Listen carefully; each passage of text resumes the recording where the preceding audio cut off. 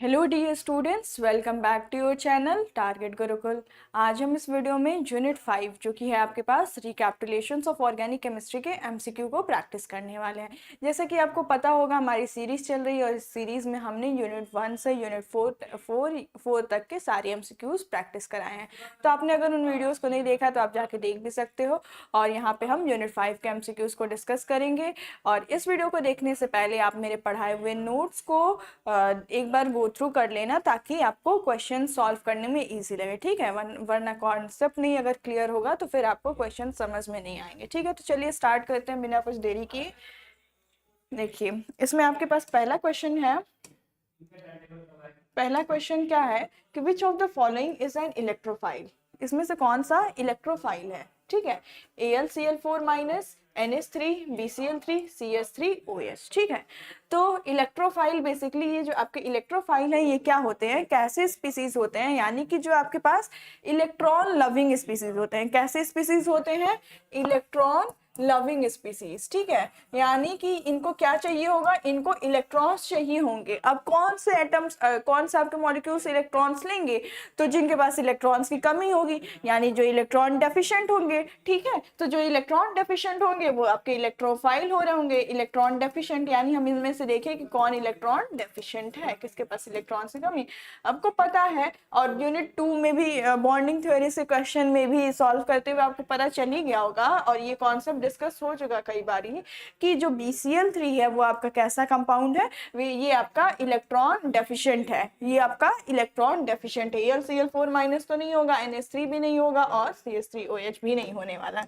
तो आपका जो BCl3 है ये कैसा है, ये आपका इलेक्ट्रॉन डेफिशिएंट है और आपके पास राइट आंसर इसलिए हो जाएगा ऑप्शन नंबर 2, ठीक है। आई होप आपको क्वेश्चन समझ में आया। नेक्स्ट क्वेश्चन पे चलिए। नेक्स्ट क्वेश्चन कह रहा है maximum minus I inductive is exerted by the group. यानी कि जो मैक्सिमम माइनस आई इफेक्ट जो है, मैक्सिमम माइनस आई इफेक्ट किस ग्रुप के द्वारा लगता है। आपके पास माइनस आई इंडक्टिव, ठीक है, C6H5Cl या फिर OCH3 या फिर NO2, ठीक है। तो आपने जो क्या कहते हैं, जब मैंने आई इफेक्ट को पढ़ाया था तो वहां पे ऑर्डर लिखवाया था, है ना, ऑर्डर को लिखवाया था। तो उस ऑर्डर को आप अपने नोट्स में चेक करो तो आपको मिलेगा कि NO2 जो है वो क्या करता है, उसका जो ऑर्डर में उसकी सबसे ज्यादा माइनस आई इफेक्ट देखने को मिलेगी इन तीनों के कंपैरिजन, Cl C6H5 और OCH3, ठीक है। इसलिए आपके पास राइट ऑप्शन जो हो जाएगा वो ऑप्शन नंबर 4 यानी कि NO2 हो जाएगा, ठीक है। नेक्स्ट क्वेश्चन पे चलें। देखो नेक्स्ट क्वेश्चन है in which bond angle is the highest. यानी आपके पास क्या दिया हुआ है, आपके पास कुछ हाइब्रिडाइजेशंस दिए हुए हैं। sp3 दिया हुआ है, sp3 दिया हुआ है, sp2 दिया हुआ है, sp दिया हुआ है और sp3d दिया हुआ है, ठीक है। आपसे पूछ रहा है कि किसमें आपका जो बॉन्ड एंगल होगा तो किसमें सबसे ज्यादा आपको देखने को मिलेगा, यानी कि बॉन्ड एंगल। देखो जब आपके पास हाइब्रिडाइजेशन sp होता है तो इस केस में आपको 180 डिग्री का बॉन्ड एंगल देखने को मिलता है। अगर आपके पास हाइब्रिडाइजेशन क्या है, sp2 है, क्या है आपके पास हाइब्रिडाइजेशन sp2 है, तो उस केस में आपको जो बॉन्ड एंगल होगा वो 120 डिग्री देखने को मिलेगा। अगर आपके पास हाइब्रिडाइजेशन sp3 होता है तो 109.5 डिग्री देखने को मिलता है। और अगर sp3d होता है तो इसके लिए अलग अलग होता है, इक्विटोरियल इक्विटोरियल, देखो ट्राइगोनल बाई पिरामिडल जैसे कि PCl5 है, ठीक है। तो इसमें बहुत टाइप्स के आपको बॉन्ड देखने को मिलेंगे, है ना। एक आपका एक्सियल एक्सियल बॉन्ड, यहाँ पे 180 डिग्री देखने को मिलेगा। यहाँ पे एक्सियल और इक्विटोरियल बॉन्ड, इक्विटोरियल बॉन्ड, तो वहाँ पे रिस्पेक्टिव 180 डिग्री 90 डिग्री, तो ऐसे आपको बॉन्ड एंगल देखने को मिलता है। तो कहाँ सबसे ज्यादा बॉन्ड एंगल देखने को मिल रहा है, तो आपको क्लियर दिख रहा होगा कि ये जो sp हाइब्रिड ऑर्बिटल है यानी 180 डिग्री जो है ये आपके पास सबसे ज्यादा बॉन्ड एंगल। तो राइट ऑप्शन आपका कौन सा होना चाहिए, ऑप्शन नंबर 3 यानी कि sp, ठीक है। आई बात समझ में। चलिए आगे बढ़ते। इस कॉन्सेप्ट को याद रखना किस पे कितने कितने बॉन्ड एंगल्स होते हैं, ठीक है। इस पे बहुत सारे क्वेश्चन भी बेस्ड होंगे, ठीक है। मान लो आपसे पूछ दे CH4 में कितना बॉन्ड एंगल होता है, ठीक है। ठीक है, या फिर इथेन में कितना बॉन्ड एंगल होता है, तो आपको पता है हाइब्रिडाइजेशन, ठीक है, आपको पता है कि ये इसमें sp3 हाइब्रिड ऑर्बिटल होते हैं, sp3 हाइब्रिड ऑर्बिटल, तो यहाँ पे कह सकते हो आप 109.5 डिग्री, ठीक है। तो ऐसे याद रखना, sp2 एसिटाइलिन में पूछ दे, इथाइलिन में पूछ दे, किसी में पूछ दे, तो आपको पता होना चाहिए इसके अकॉर्डिंग, ठीक है। तो कॉन्सेप्ट को समझते चलिएगा। चलिए नेक्स्ट क्वेश्चन पे चलते हैं। क्वेश्चन नंबर 4 अपना क्या कह रहा है, the strongest of the 4 acids listed below is, यानी कि इसमें से सबसे ज्यादा स्ट्रॉन्गेस्ट, इस चारों में से सबसे ज्यादा स्ट्रॉन्गेस्ट एसिड कौन सा होने वाला है आपके पास। देखो पहला ऑप्शन है HCOOH, HCOOH, दूसरा ऑप्शन है आपके पास CH3COOH, ठीक है, CH3COOH, फिर आपके पास है ClCH2COOH, और फिर क्या है आपके पास FCH2CO, क्या है आपके पास FCH2COOH। देखो क्या होगा इसमें, इसमें क्या होगा, मैंने आपको क्या बताया था, जब भी आपको स्ट्रॉन्गेस्ट एसिड या फिर वीकेस्ट एसिड पूछेगा और COOH ग्रुप होगा, ठीक है, COOH कार्बोक्सिलिक एसिड ग्रुप होगा, तो वहां पे हम क्या देखेंगे, वहां पे सिंपली आप -I को देख लो, ठीक है, क्या देख लो, -I इफेक्ट को, जिसके पास -I इफेक्ट जितना उतना ज्यादा स्ट्रॉन्गेस्ट एसिड, ठीक है, जितना ज्यादा -I इफेक्ट उतना ज्यादा स्ट्रॉन्गेस्ट एसिड। यहाँ पे देखो तो यहाँ पे आपको Cl ये -I लगा रहा है, ये F-I लगा रहा है, और इसमें से भी आप कंपेयर कर सकते हो कि Cl ज्यादा कि F, कौन सा ज्यादा आपके पास -I लगाएगा, तो आपके पास फ्लोरीन लगाएगा, ठीक है। तो -I जहां ज्यादा सबसे वहां पे क्या होगा, वहां पे स्ट्रॉन्गेस्ट एसिड, ठीक है। कॉन्सेप्ट क्लियर है, कॉन्सेप्ट समझ में आया आपको, तो राइट ऑप्शन इसके अकॉर्डिंग क्या हो जाएगा, FCH2COOH, ठीक है। आई होप आपको समझ में आ गया। चलिए नेक्स्ट क्वेश्चन पे चलते हैं। देखो अब इसमें स्ट्रॉन्गेस्ट एसिड पूछा है, इसमें क्या पूछा है, स्ट्रॉन्गेस्ट एसिड, और यहाँ पे क्या था, यहाँ भी स्ट्रॉन्गेस्ट एसिड था, ठीक है। फिर से वही उसी टाइप का क्वेश्चन है, उसी कॉन्सेप्ट पे बेस्ड है, किसमें से तुमको क्या बताना है, स्ट्रॉन्गेस्ट एसिड कौन है आपके पास, इन चारों में से कौन सी स्ट्रॉन्गेस्ट एसिड है, ठीक है। आपके पास एक है CH3COOH, अच्छा इसमें ना ये ऑप्शन रिपीटेड है, ठीक है, कोई बात नहीं, CH3COOH रिपीट हो गया, कोई बात नहीं, ऐसे ही रहने दो, इन दोनों में कंपेयर कर लो, ये दोनों तो वीकेस्ट होंगे, ठीक है, ये CH3COOH तो वीकेस्ट होगा, क्योंकि यहाँ पे क्या है, आपको Cl CH2COOH दिख रहा है, और साथ में ही यहाँ पे Cl3CCOOH दिख रहा है, ठीक है। तो यहाँ पे तो फिर भी एक -I देखने को मिल रहा है, यहाँ पे ये Cl -I लगाया, ये भी -I लगाया, ये भी -I लगाया, तो यहाँ पे 3 -I इफेक्ट देखने को मिले, इसलिए सबसे ज्यादा स्ट्रॉन्ग कौन होगा, ये वाला, ठीक है। आप जहां भी वीक एसिड ऐसे, क्योंकि ऐसे क्वेश्चन, ये वाला क्वेश्चन PYQ है आपका, ठीक है, ये आपके पिछले ईयर में, पिछले पास्ट ईयर्स में पूछा है, ठीक है। तो इस टाइप के क्वेश्चंस पूछता है, तो यहाँ भी स्ट्रॉन्गेस्ट एसिड वीकेस्ट एसिड देखना है, -I के कॉन्सेप्ट को लेके चलना है, और वहां पे क्लियर कर लेंगे, ठीक है। तो राइट ऑप्शन क्या हो जाएगा पास, Cl3CCOOH, ठीक है, समझ में आया, आगे बढ़े हम। देखो इसमें से कह रहा है which of the following molecules will show +M effect, ठीक है, +M इफेक्ट इनमें से कौन सा मॉलिक्यूल दिखाएगा, आपको क्या बताना है, इनमें से कौन सा +M दिखाएगा, फिनॉल दिखाएगा, फेनिल साइनाइड दिखाएगा, नाइट्रोबेंजीन, या फिर नन ऑफ दिस। फिनॉल क्या होता है, फिनॉल आपका इलेक्ट्रॉन्स को, फिनॉल जो होगा आपके इलेक्ट्रॉन्स को रिंग में डोनेट करेगा, है ना, OH ग्रुप की वजह से आपके क्या कहते हैं, डोनेशन होगा, डोनेट करेगा तो +M दिखाएगा, फेनिल साइनाइड में -M दिखाएगा, नाइट्रोबेंजीन में भी नाइट्रो ग्रुप -M दिखाएगा, ठीक है। तो इसलिए आपका +M कौन दिखा रहा है, फिनॉल दिखा रहा है, ठीक है। तो राइट ऑप्शन आपके पास फर्स्ट हो जाएगा, ठीक है। चलो नेक्स्ट क्वेश्चन पे चले। अब देखो यहाँ पे आपसे पूछ रहा है इनमें से कौन सा सबसे वीकेस्ट एसिड है, the weakest acid is CH3COOH, ClCH2COOH, Cl2CHCOOH, या फिर फोर्थ ऑप्शन Cl3COOH, इनमें से कौन सा सबसे वीकेस्ट एसिड होगा, सॉरी। अब देखो देखना इजी है, यहाँ पे Cl3 है यानी 3 minus I, 3 bar minus I effect लग रहा होगा, है ना, माइनस आई इफेक्ट यहाँ पे ज्यादा देखने को मिले। यहाँ पे Cl2 है यानी कि यहाँ भी माइनस आई देखने को मिलेगा लेकिन इससे कम। तो सबसे स्ट्रॉन्गेस्ट ये हो गया, फिर उससे वीक ये हुआ, फिर उससे वीक ये हुआ, क्योंकि यहाँ पे एक Cl ग्रुप है और यहाँ पे एक भी Cl नहीं है, यानी कि इसमें ये कौन सा वीकेस्ट हो गया, option number first right option होगा, क्योंकि इसमें कोई माइनस आई इफेक्ट नहीं है, ये वीकेस्ट हो जाएगा CH3COOH आपका राइट ऑप्शन हो जाएगा। ठीक है, चलिए नेक्स्ट क्वेश्चन पे चले। Zero inductive effect is exerted by, कौन सा, मतलब जीरो इंडक्टिव इफेक्ट का मतलब क्या कि कौन सा इंडक्टिव इफेक्ट आपको नहीं देगा, ठीक है, इंडक्टिव इफेक्ट नहीं शो करेगा। तो देखो C6H5 बेसिक सी बात है करेगा, CH3 भी आपका करता है, NO2 भी करता है, और कौन नहीं करेगा, H, हाइड्रोजन आपका नहीं करेगा। ठीक है, देख के क्वेश्चन समझ में आ रहा है, तो ऑप्शन नंबर सेकंड आपका सही हो जाएगा।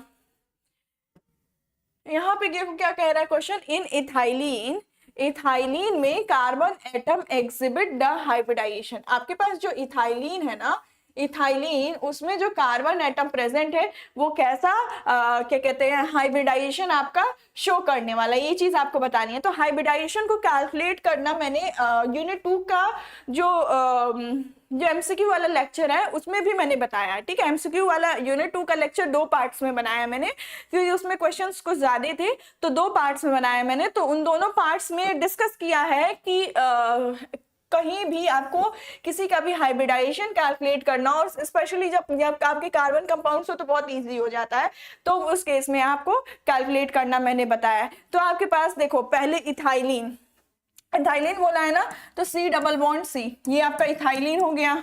ठीक है, अब इसमें थोड़ा हाइब्रिडाइजेशन कैलकुलेट करने की कोशिश करो। ठीक है, मैंने बताया था कि जब आपके पास डबल बॉन्ड हो तो उस डबल बॉन्ड को as a single one count करते हैं। और तो देखो इस कार्बन के लिए नंबर ऑफ बॉन्ड्स, ये तो डबल बॉन्डिंग में पार्टिसिपेट कर रहा है, यानी कि ये क्या हो जाएगा, ये सिंगल बॉन्ड यानी 1 हो जाएगा। Z हम कैलकुलेट कर रहे हैं, ठीक है, Z स्टेरिक नंबर। ठीक है, तो ये 1 हो गया, और इधर से एक बॉन्ड यहाँ एक बॉन्ड यहाँ, यानी कि टोटल यहाँ पे 1 बॉन्ड और फिर से एक और बॉन्ड ले लेते हैं, तो टोटल आपके पास 3 बॉन्ड्स। ठीक है, तो 3 आ गया। अब देखो यहाँ पे लोन पेयर नहीं है, लोन पेयर नहीं है यानी 0 लोन पेयर। ठीक है, लोन पेयर होता तो उसको भी हम अपने हाइब्रिडाइजेशन में कैलकुलेट करने में लेते। तो यहाँ पे Z की वैल्यू कितनी आई है, क्या कहते हैं, 3 आई है। तो जब 3 आती है तो आपका जो हाइब्रिडाइजेशन होता है वो क्या होता है, 3 आने पे आपका हाइब्रिडाइजेशन sp2 हो जाता है। ठीक है, क्या हो जाता है, sp2 हाइब्रिडाइजेशन हो जाता है। तो राइट ऑप्शन आपका क्या हो जाएगा,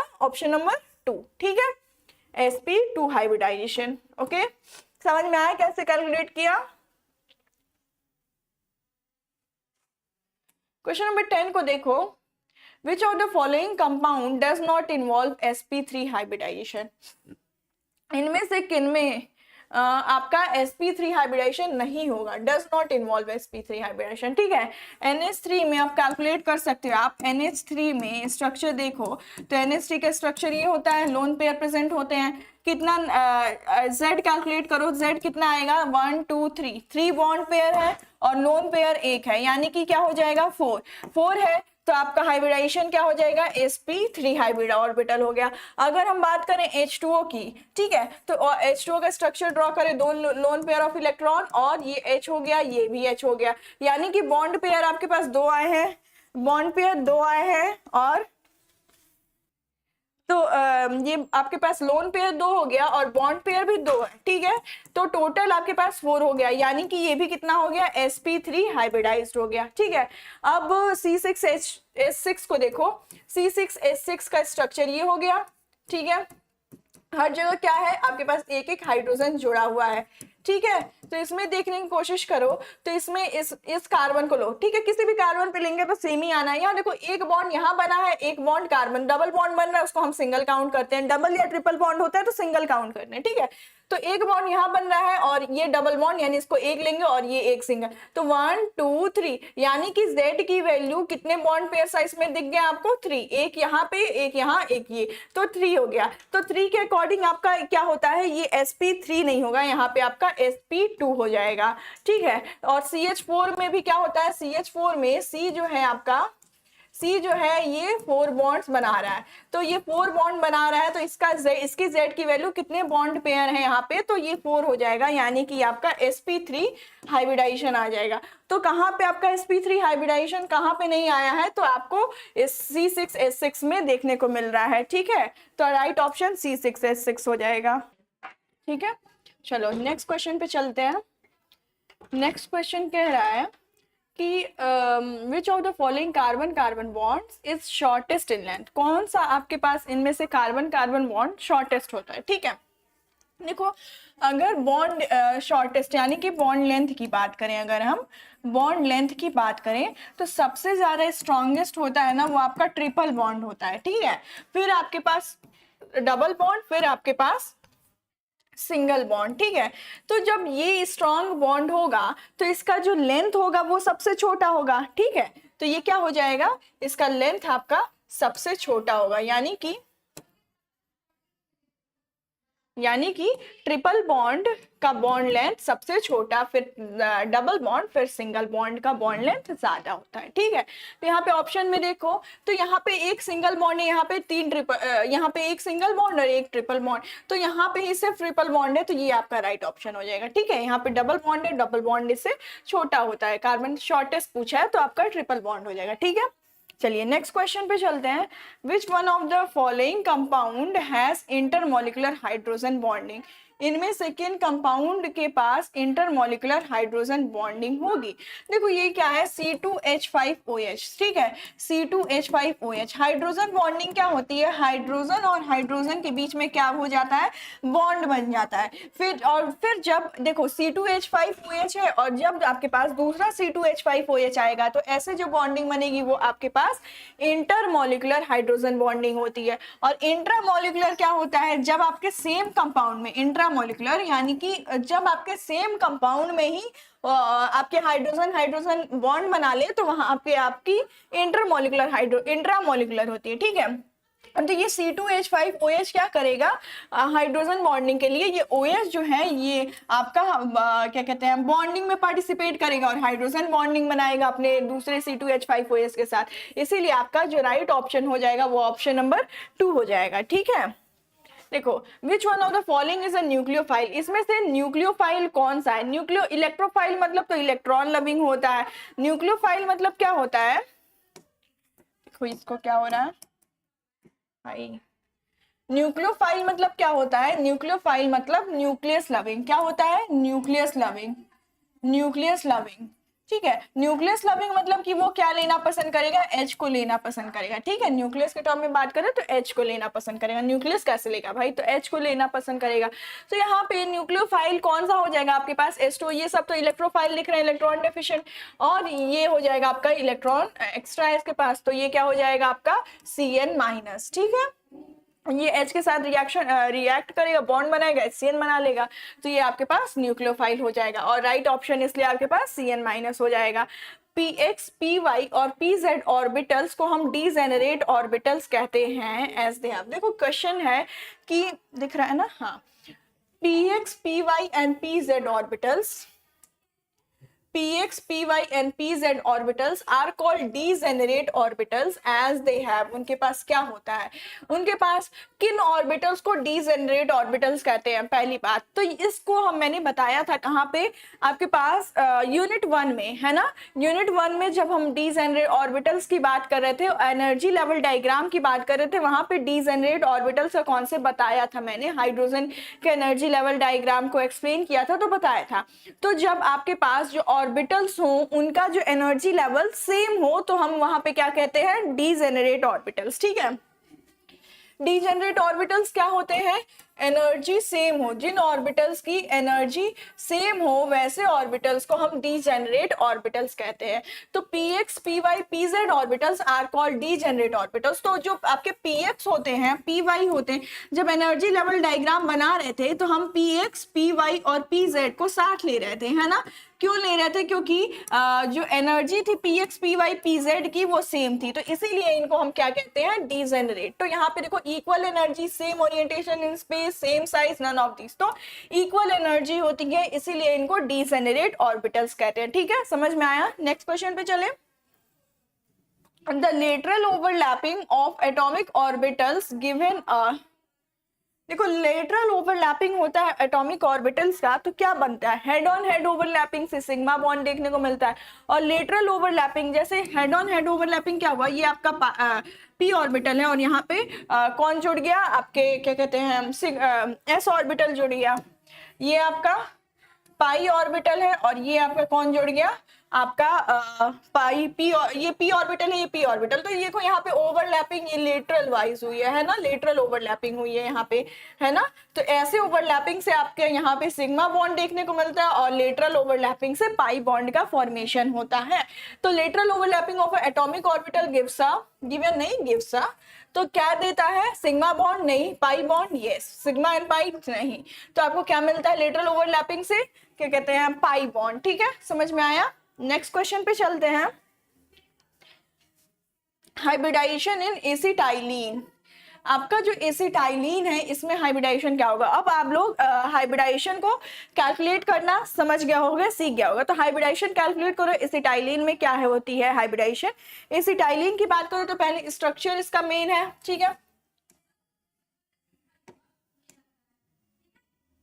एक मिनट रिफ्रेश होने दो। एसिटाइलिन यानी कि ट्रिपल बॉन्ड, ठीक है, H, ठीक है, ये आपका एसिटाइलिन है। अब देखो किसी भी कार्बन के लिए आप हाइब्रिडाइजेशन निकालो, सेम आना। तो इस कार्बन को देखो, तो इस कार्बन एक Z की वैल्यू कैलकुलेट करेंगे तो देखो एक बॉन्ड पेयर हाइड्रोजन के साथ और ये 3 बॉन्ड बनाया, तो इन 3 बॉन्ड को एज अ सिंगल हम काउंट करते हैं। तो ये क्या हो जाएगा 1 + 1 यानी कि 2। और जब 2 होता है तो स्टेरिक नंबर, तो क्या हम कौन सा हाइब्रिडाइजेशन लेते हैं, कौन सा हाइब्रिडाइजेशन लेते हैं, sp हाइब्रिडाइजेशन। कौन सा हाइब्रिडाइजेशन लेते हैं, sp। तो इसके अकॉर्डिंग आपका जो राइट ऑप्शन हो जाएगा वो ऑप्शन नंबर 3 यानी कि sp हाइब्रिडाइजेशन। चलिए समझ में आया। नेक्स्ट क्वेश्चन पे चले।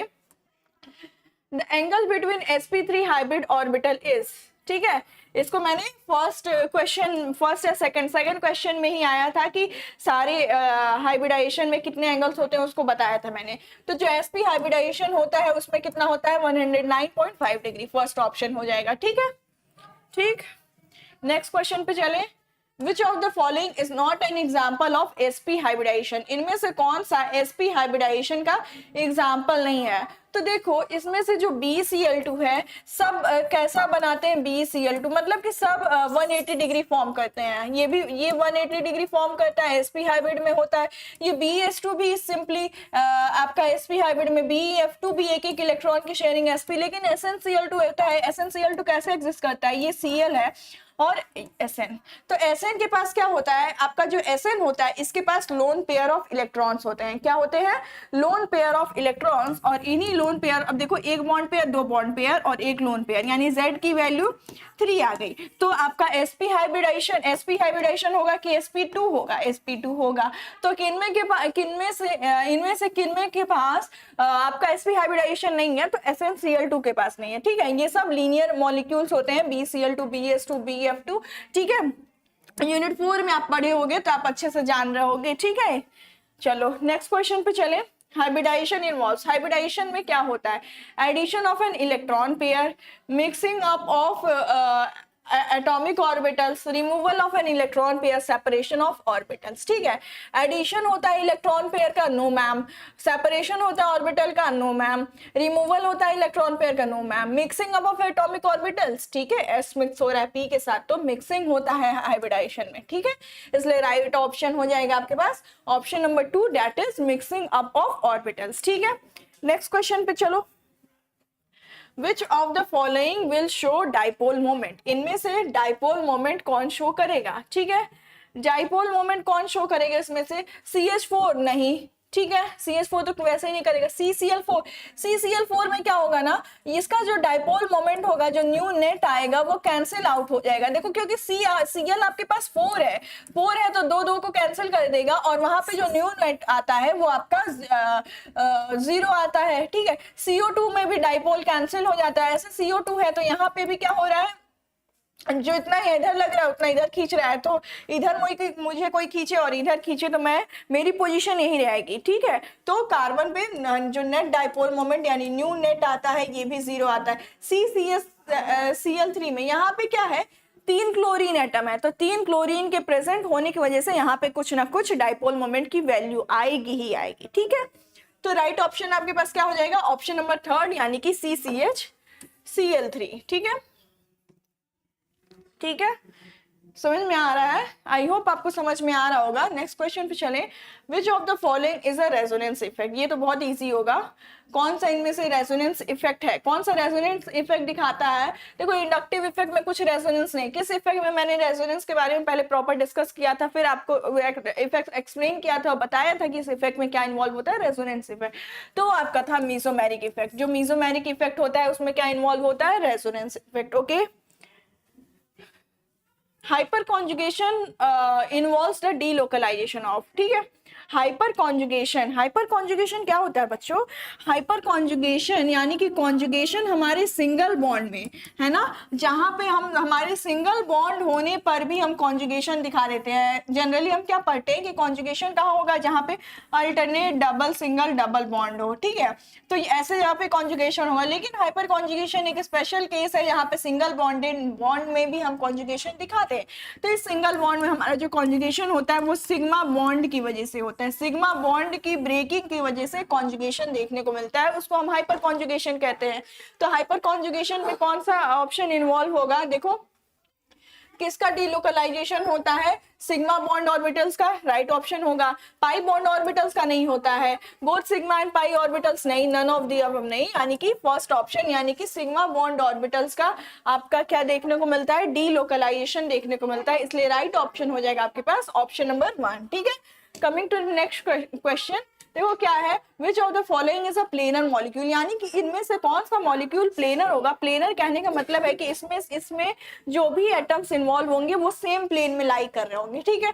तो फॉर्मल्डिहाइड सबसे easiest molecule, simpler planar molecule होता है, तो इसीलिए आपका पास एसीटोन भी नहीं एग्जिस्ट करता है इन सेम प्लेन में, और एसिटिक एसिड भी नहीं एग्जिस्ट करता है, फॉर्मिक एसिड भी नहीं एग्जिस्ट कौन करता है, फॉर्मल्डिहाइड, ठीक है, फॉर्मल्डिहाइड। राइट ऑप्शन हो जाएगा आपके पास ऑप्शन नंबर 1 जो कि है फॉर्मल्डिहाइड, ठीक है। अब देखो नेक्स्ट क्वेश्चन क्या कह रहा है, हाइब्रिडाइजेशन निकालना है आपको एन का, क्या निकालना है, hybridization of N in HCl और CH3NH2 इज, ठीक है, यानी कि एन का हाइब्रिडाइजेशन निकालना है HCl में और साथ ही साथ CH3NH2 में, ठीक है। इसको कैलकुलेट करें, अब हम इसको कैलकुलेट करें तो पहले आपका जो HCl है इसका स्ट्रक्चर क्या हो जाएगा, ये आपका H होता है, C ट्रिपल बॉन्ड है, ठीक है, ये आपका स्ट्रक्चर होता है किसका, HCl का। अब यहाँ पे N का हाइब्रिडाइजेशन आपको कैलकुलेट करना है, करने की कोशिश करो, Z की वैल्यू निकालो।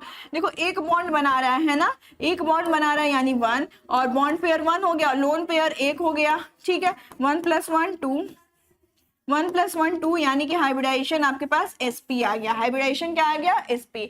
यहाँ पे CH3NH2 के में देखने की कोशिश करें तो पहले CH3NH2 का स्ट्रक्चर, तो CH3 ये आपका CH3 होता है, CH3 हो गया, और NH2 जो होता है NH और यहाँ पे लोन पेयर एग्जिस्ट करता है। यहाँ पे Z की वैल्यू क्या हो जाएगी, Z की वैल्यू देखो N के साथ एक बॉन्ड पेयर 2 3 यानी 3 बॉन्ड पेयर्स, और लोन पेयर भी एक है यानी एक लोन पेयर, यानी कि हाइब्रिडाइजेशन आ गया 3 1 4, ठीक है।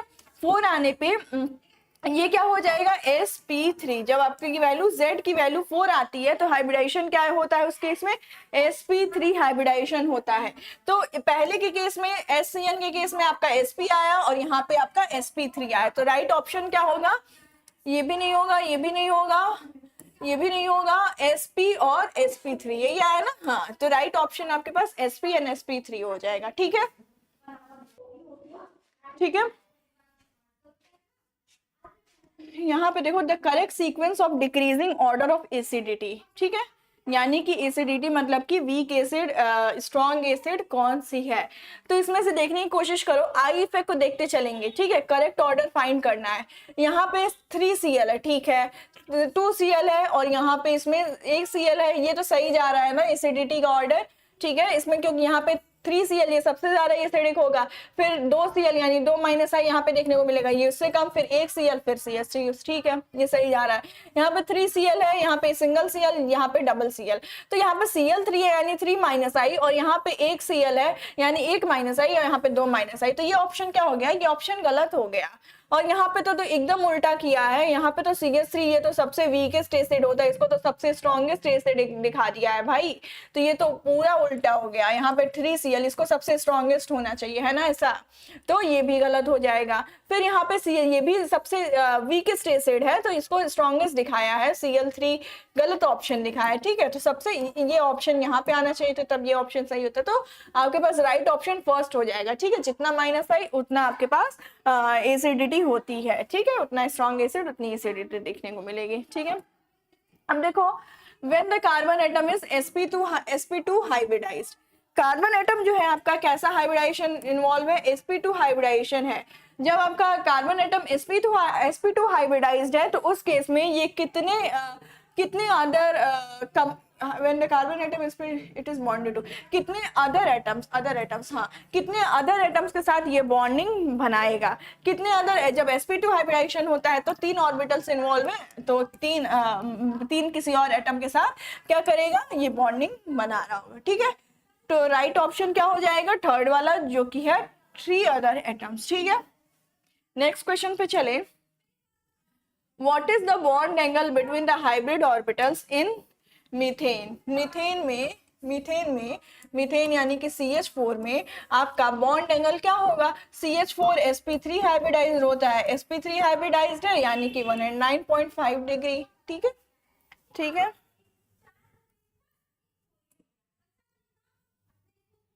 देखो बॉन्ड एंगल पूछा, बॉन्ड एंगल नहीं बॉन्ड लेंथ पूछा है, जब आपके पास carbon carbon double bond present हो ना, तो इस केस में आपके पास बॉन्ड लेंथ कितना होता है, तो जब कार्बन कार्बन डबल बॉन्ड होता है उस केस में ये 1.34 होता है, ये पॉइंट मिसिंग है यहाँ पे, इसको 1.34 लेना, तो जो बॉन्ड एंगल होता है डबल बॉन्ड का वो कितना होता है, 1.34 एंगस्ट्रॉम होता है, ठीक है, ये राइट ऑप्शन हो जाएगा आपके पास, ठीक है। चलिए, the carbon carbon bond length is maximum in, bond length किसमें मैक्सिमम होगा, तो इसमें मैंने बताया कि बॉन्ड लेंथ सबसे शॉर्टेस्ट ट्रिपल बॉन्ड में होता है, फिर आपका डबल, फिर तो इसमें किसका पूछा है, मैक्सिमम यानी कि सबसे बड़ा बॉन्ड के कहाँ पे होगा, तो यहाँ पे सिंगल बॉन्ड होगा, CH3 में आपका सिंगल बॉन्ड देखने को मिला, देखो यहाँ पे डबल बॉन्ड है इसलिए ये नहीं होगा, और यहाँ पे ट्रिपल बॉन्ड है, ठीक है, यहाँ पे भी डबल बॉन्ड प्रेजेंट है, तो सबसे सिंगल बॉन्ड कहाँ प्रेजेंट है, सेकंड ऑप्शन में, और जहाँ सिंगल बॉन्ड होता है वहां पे बॉन्ड लेंथ सबसे ज्यादा होता है, ठीक है, तो इस ऑर्डर को मैंने पहले क्वेश्चंस में कराया है, ठीक है। चलो सी बॉन्ड एंगल इन इथेन, देखो इथेन में मीथेन क्वेश्चन दिख रहा है, हाँ देखो, अरे यार क्या हो रहा है, आपके पास क्या है, क्या कहते हैं, इथेन है, तो इथेन में जो ये HCH बॉन्ड जो बन रहा है ये कितना होता है, ये आपके पास 109 डिग्री, देखो एक ही चीज है, वो कुछ बच्चे कंफ्यूज हो जाते हैं, 109.5 डिग्री और 109 डिग्री 28 मिनट्स बोलते हैं इसको, तो ये दोनों चीजें सेम है, ठीक है, इन दोनों में कंफ्यूज नहीं होना है, कभी 28 लिख दिया और कभी 5, तो 109.5 डिग्री और 109 डिग्री 28 ये मिनट्स होता है, ठीक है, ये मैथ्स में पढ़ा होगा आपने मिनट्स वगैरह, ठीक है, क्लास 11th में अपने, तो बायो वाले में बिना पढ़े हो तो उन्हें नहीं समझ में आ रहा है, तो जान लो ये मिनट्स हैं, तो क्या हो जाता है बॉन्ड एंगल उस केस में sp3 हाइब्रिडाइज होता है और 109 डिग्री 28 मिनट्स होता है, ठीक है। अब देखो carbon carbon bond length in the order of increasing bond length, ठीक है, यानी आपको बताना है कि कार्बन कार्बन जो बॉन्ड लेंथ होता है, ठीक है, ये कार्बन कार्बन जो बॉन्ड लेंथ होता है इसको इंक्रीजिंग ऑर्डर में अरेंज करना है, तो सबसे ज्यादा बॉन्ड लेंथ किसका होता है, इंक्रीजिंग ऑर्डर, ठीक है, सबसे ज्यादा सबसे पहले छोटे से बड़ा इंक्रीजिंग ऑर्डर होता है, सबसे छोटा इसके पास होता है ना, यानी पहले आ जाएगा आपका ट्रिपल बॉन्ड, फिर आ जाएगा आपका डबल बॉन्ड, फिर आ जाएगा सिंगल बॉन्ड, ठीक है, तो ट्रिपल डबल सिंगल पहला ऑप्शन दिख रहा है, तो पहला ऑप्शन आपका सही हो जाएगा, ठीक है। The HCH bond angle in ethylene, HCH bond angle in ethylene, ethylene का भी यहाँ पे किया है आपने, कहाँ गया,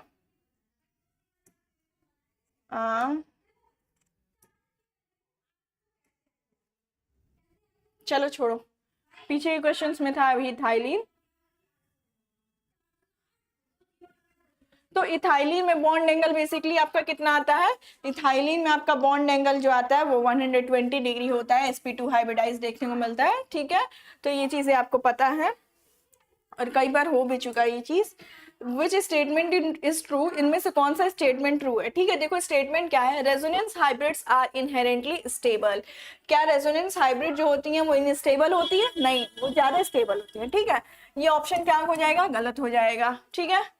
देखो कह रहा है resonance hybrids are more stable than any individual resonance form, resonance hybrids are average of all resonance forms resembling the less stable form, resonance hybrids are the average of all resonance form resembling the most stable form, ठीक है, ये right option हो जाएगा, ठीक है। Resonance hybrid की बात कर रही है। अब स्टेबिलिटी यहाँ पे बतानी है आपको कार्बोनियम आयन की, ये यूनिट 2 वाले वीडियो लेक्चर में भी एमसीक्यू वाले में किया है हमने। तो आपके पास जो क्या होता है 3 डिग्री का कार्बन होता है, कार्बो एनायन पूछा है ना, कार्बोनियन पूछा है, कैरोनियन लिखा है, चलो कार्बोनियम लेना, ठीक है। कार्बोनियम क्या होता है, कार्बोनियम को ही कार्बन कार्बोकैटायन बोलते हैं, सी पे पॉजिटिव वाले, ठीक है। तो 3 डिग्री ज्यादा स्टेबल होता है, उससे कम 2 डिग्री, उसके बाद 1 डिग्री, फिर मेथिल कार्बोकैटायन, ठीक है। ये बात मैंने बहुत बार बता चुकी है, मेथिल कार्बोकैटायन, ठीक है। तो ये आपका हो गया मेथिल कार्बोकैटायन। तो ऐसा ऑप्शन कहाँ दिख रहा है, टर्शियरी, सेकेंडरी, प्राइमरी, पहला ऑप्शन ही दिख रहा है आपको, ठीक है। तो फर्स्ट ऑप्शन आपके पास क्या हो जाएगा, राइट ऑप्शन हो जाएगा, ठीक है। चलिए नेक्स्ट क्वेश्चन पे चलें। अब इतने थे आपके क्वेश्चन, ठीक है, इतने आपके पास ऑलमोस्ट क्वेश्चन हो गए और आई होप कि इतना क्वेश्चन कर लोगे ना, इतना क्वेश्चन कर लोगे तो एग्जाम में इसमें से बहुत सारे आपके पीवाईक्यू में पूछे हुए क्वेश्चंस थे, तो वो भी हो गया, सारे क्वेश्चंस हो गए, इतना आप कर लोगे और कॉन्सेप्ट को क्लियर करके ये क्वेश्चंस करोगे तो आपका ऑलमोस्ट यूनिट ऑलमोस्ट क्या पूरा खत्म हो जाएगा, समझ में आ जाएगा। आप किसी भी टाइप से आपके क्वेश्चन एग्जाम में आए तो आप कर ले जाओगे, अगर कॉन्सेप्ट समझे हो तब, ठीक है। अगर सिर्फ रट्टा मार के ऑप्शन रट्टा मार लियो तो फिर दिक्कत होगी, ठीक है। तो अगर आप ऑप्शन अच्छे से समझे हो क्यों ये ऑप्शन करेक्ट हो रहा है, क्यों इस ऑप्शन गलत है, तो आप कर ले जाओगे, ठीक है। तो that's all for this video, thank you so much.